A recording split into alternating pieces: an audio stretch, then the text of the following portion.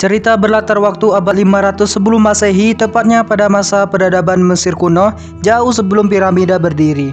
Konon ada segerombolan pasukan perang dari timur Mesir yang terkenal bingas, kejam karena selalu membantai habis setiap musuhnya. Siapa di antara mereka yang paling kuat, maka dialah yang menjadi raja atas segerombolan tersebut. Memnon atau lebih disebut Momon adalah nama seorang ahli pedang tak terkalahkan pada masanya yang kemudian dinobatkan jadi seorang raja di sana. Semenjak dia berkuasa, tidak ada satupun perang yang gagal dimenangkannya. Usut punya usut, sang raja memiliki seorang penyihir cantik yang mampu menerawang kemenangan setiap peperangannya. Hingga pada suatu hari Momon memutuskan untuk membantai beberapa pejuangnya hanya karena dianggap berbahaya menurut ramalan si penyihir tersebut. Di sisi lain hanya ada dua kerajaan kecil yang masih tersisa, salah satunya adalah Raja Peron. Di suatu malam, Peron mengungkap keresahan di hadapan bala tentaranya usai mengalami kekalahan telak dari pasukan Momon. Saat ini Peron bertekad membalas kekalahan tersebut dengan cara membunuh si penyihir terlebih dahulu. Demi misi tersebut, Peron menyewa 3 orang kesatria dari suku Akaida yang telah dianggap musnah oleh Momon. Salah satu dari mereka adalah pemeran utama di film ini yang bernama Teus atau saya panggil saja Jamal. Tak tanggung-tanggung, Peron nekat memberi sisa kekayaannya kepada si Jamal, yaitu sebuah kancut kunang yang berisi 20 batu merah delima sebagai imbalannya. Jika dikalikan 3 miliar, berapa ya? Ya sekitar 600 miliar berhasil dikantongi oleh Jamal, harga yang setimpalas dengan skill pro yang dimilikinya. Hingga keesokan hari, Jamal pergi menaiki seekor unta diiringi dengan kuda-kuda saudaranya menuju sebuah perkemahan di mana Momon bersama penyihirnya sedang beristirahat di sana. Dan di saat hari mulai gelap, ketiganya nampak bersiap untuk beraksi. Begitupun halnya Jamal, dibantu unta yang cerdik, dia berhasil mendarat di area perkemahan tersebut dengan sempurna. Tiba di depan tenda utama, si Jamal langsung yakin bahwa si penyihir pasti ada di sana. Akan tetapi, yang ada melainkan Brigade Pemanah yang langsung menyambut mereka dengan tembakan. Beruntung si Jamal berhasil menghindar lalu menyelinap ke dalam tenda lainnya yang tidak lain adalah kediaman si penyihir yang sesungguhnya. Dia bernama Sandra. Sejenak si Jamal terperangap memandangi bongkahan molekul dari tubuh Sandra yang kemudian memberi bocoran bahwa ada seseorang yang telah menjebaknya. Dan tak berselang lama maka terjadilah serangan Sprodis atau serangan para serdadu kerajaan sehingga membuat gerakan si Jamal mogok tak berkutik. Namun betapa kagetnya dia ketika melihat bahwa pengkhianatnya adalah anak Raja Peron yang telah membelot ke pihak Momon, bahkan tega menjadikan ayahnya sendiri sebagai tumbalnya. Di sini kebiadaban Momon semakin terasa terbukti ketika saudara si Jamal pun turut jadi korbannya Momon.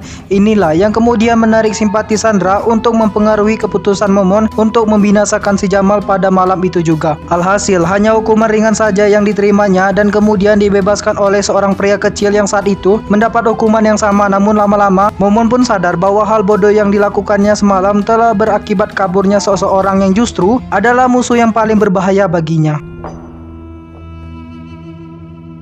Sejak itu dia lebih hati-hati dalam menilai Sandra, terlebih pasca bertemu si Jamal waktu dulu. Diceritakan di depan istana kerajaan si Momon ketika si Jamal baru saja tiba di sana untuk melanjutkan misinya, tiba-tiba sekawanan bocah menghampirinya dengan dalih menawarkan jasa penunjuk jalan. Padahal sebenarnya mereka hanya ingin mencuri merah delimanya saja.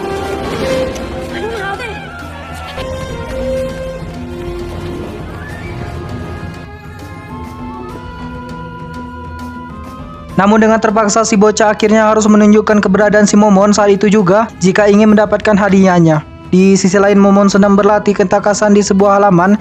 Dia tak menyadari akan kehadiran si Jamal yang sedang membidiknya dari pucuk gedung.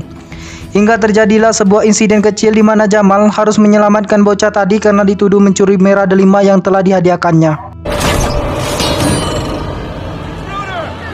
Berawal dari situ maka pemburuan pun dilakukan oleh pengaman kerajaan yang memaksa si Jamal keluar dari persembunyiannya. Beruntung dia bertemu seorang kakek jenis peramu senjata yang kemudian Jamal dilontarkannya dari sana lalu mendarat tepat di kamar para harim atau wanita-wanita malam simpanan sang raja. Mereka yang konon sering kesepian spontan mengerumuni tubuh si Jamal, bahkan lancang menjamah senjata tajam miliknya. Usut punya usut, semua itu mereka sengaja lakukan agar pengaman kerajaan dapat dengan mudah menciduknya. Kan kampret. Akan tetapi yang lebih kampretnya adalah ketika pelarian si Jamal kandas di sebuah kamar khusus di mana Sandra sedang berada di sana dalam keadaan bugil tanpa busana.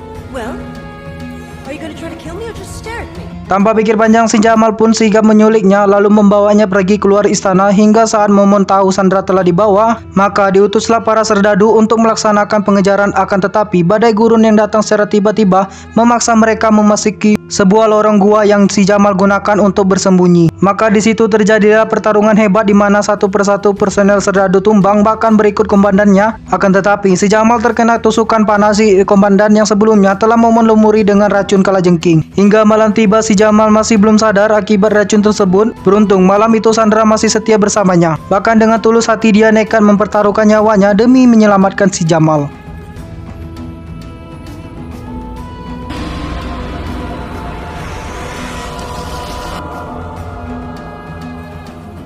Esok harinya si Jamal pun pura-pura bego tentang apa yang Sandra lakukan terhadapnya semalam. Padahal dia sangat paham bahwa Sandra telah jatuh hati terhadapnya.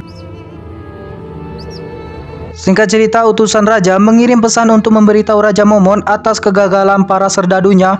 Maka si Momon pun merencanakan sebuah pesta darurat yang digelar besok malam, meskipun tanpa kehadiran seorang penyihir di sana.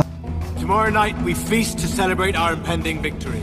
Di tengah perjalanan, secara kebetulan Sandra dan yang lainnya bertemu si kakek jenius yang diam-diam kabur dari istana dan berhasil melakukan percobaan bahan peledaknya. Mereka pun tiba di sebuah pemukiman rahasia di mana terdapat seorang raja yang dulu sempat menyepelekan kemampuan si Jamal saat misi penyulikan penyihir itu. Dan keberadaan penyihir saat ini dianggap si raja hanya akan mengundang malapetaka. Jika saja Momon mengetahuinya, sempat terjadi keributan hebat di sana. Sebelum akhirnya si raja pun bersedia membantu perlawanan terhadap Momon pada esok hari. Tapi di sisi lain, tiba-tiba Sandra melihat ada bayangan kehancuran tak kala Raja Momon mengetahui keberadaannya di sana. Bahkan si Jamal terlihat tewas pada kejadian itu. Akibatnya Sandra merasa gelisah dan takut kalau hal tersebut akan benar-benar terjadi. Namun dia nampak sedikit lega setelah Jamal berusaha menenangkannya. Apalagi ketika si Jamal mulai membinti dompet duafa miliknya dengan jurus kalajengking matil yang ia dapatkan secara haram bin halal.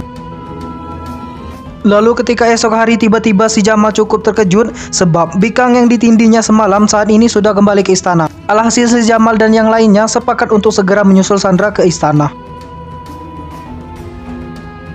Sementara itu pesta darurat di istana Momon tak berlangsung lama. Menyusul kehadiran Sandra di sana yang dianggap sebagai pertanda akan terjadinya penyerangan. Hal itu pun yang terjadi di luar sana, di mana koordinasi, kolaborasi, konveksi telah membuat si Jamal dan kawan-kawan berhasil menerobos gerbang istana lebih awal. Sebelum penjaganya lebih diperketat lagi, sedangkan Sandra dibawa si Momon ke sebuah ruangan untuk dites kemampuan sihirnya. Sebab konon kehebatan tersebut akan lacup jika pemiliknya telah membuat mesum seperti yang dicurigai Momon. Namun secara mengejutkan, Jamal mampu menerobos ruangan tersebut kemudian melawan si Momon yang tampil dengan kemahiran memainkan pedangnya.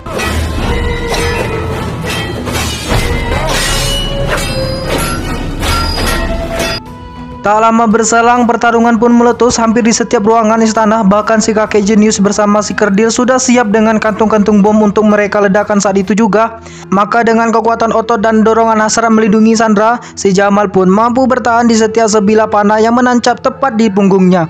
Hingga akhirnya bersamaan dengan ledakan dahsyat bom tadi, si Jamal pun berhasil menumbangkan Momon beserta kekuasaannya sekaligus menggantikan posisi dia di sana sebagai si raja. Lontong sayur.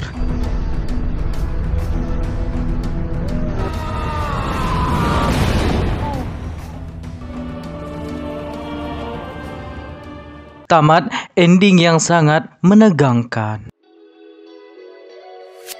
Tak ada kutipan atau makna yang ditulis di skrip, jadi saya Rian pamit undur diri dulu karena sebentar lagi mau menyambut tamu dari Korea, tiada lain dan tiada bukan Taehyung orangnya, untuk membahas skandal perselingkuhan Lisa Blackpink, dan bye-bye.